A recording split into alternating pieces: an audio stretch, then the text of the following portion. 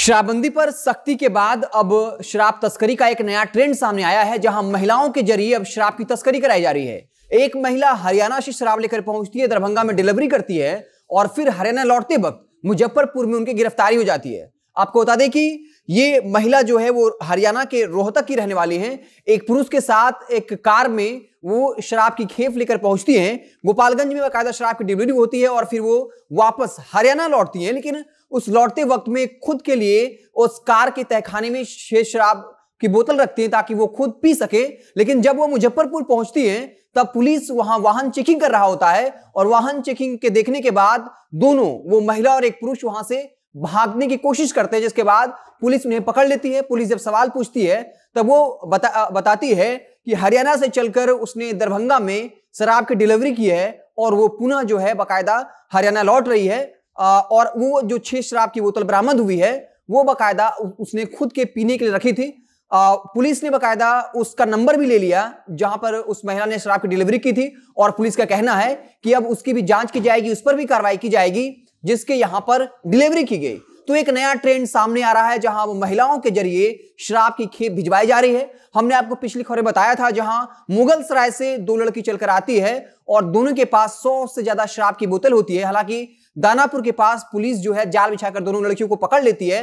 वो लड़कियां अक्सर मुगल सराय, जो उत्तर प्रदेश में पड़ता है, वहां से जो है शराब का खेप लेकर आती थी और फिर बिहार में सप्लाई करती थी। लेकिन सवाल यह उठेगा कि 2 लड़कियां तो पकड़ा गई, लेकिन क्या इसके पीछे कोई बड़ा शराब माफिया है, कोई बड़ा सिंडिकेट है जो इस तरह की कई लड़कियों को इस्तेमाल कर रहा हो, अलग अलग राज्यों से जो है शराब का खेप मंगवा रहा हो और फिर यहां पर लड़कियों के जरिए डिलीवरी करवा रहा हो ताकि किसी को पता ना चले? क्या पुलिस वाकई में उस जड़ तक, उस मेन माफिया तक पहुंच पाएगी? लेकिन जो हालात हैं, जो खबरें लगातार आ रही हैं, वो ये नहीं बता रही है। आपको बता दें कि खुद विधानसभा अध्यक्ष विजय सिन्हा ने कहा था, जब लखीसराय में वो थे तब वहां के दरोगा पर इल्जाम लगा दिया और ये कहा कि 100 शराब माफिया में से आप 5 छोटे छोटे लोगों को पकड़ लेते हैं जो डिलीवरी करता है और अपनी पीठ थपथपाते हैं और 95 शराब माफिया के साथ मिलकर आप लोग पैसा बनाते हैं। उन्होंने ये भी कहा कि बिहार में बालू माफिया और शराब माफिया की चलती है। आप समझिए, जब विधानसभा का अध्यक्ष ये बात कह रहा हो तब और कहने के लिए बचता क्या है। और जीतन राम मांझी तो खुद कह ही चुके हैं किस तरीके से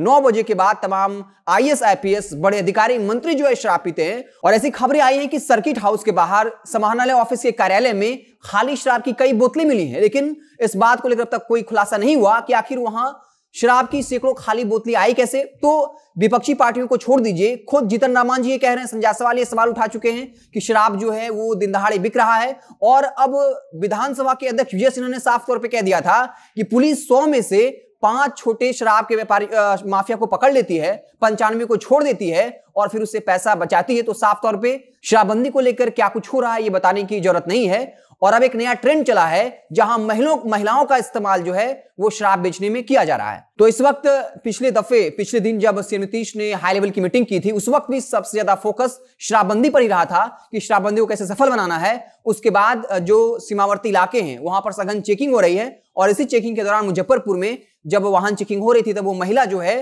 पुलिस को देखने के बाद ही वहां से भागने की कोशिश करती है। इसके बाद पुलिस पकड़ लेती है और फिर ये मामला सामने आता है कि वो महिला हरियाणा से चलकर आती है दरभंगा में शराब डिलीवरी करवाने के लिए और वापस लौट रही थी। इसी दरमियान मुजफ्फरपुर में उनकी गिरफ्तारी होती है। तो आप देखते रहे जनता जंक्शन, जैसे ही कोई और बड़ी खबर आएगी तो हम उससे आपको अपडेट करेंगे। बहुत बहुत धन्यवाद।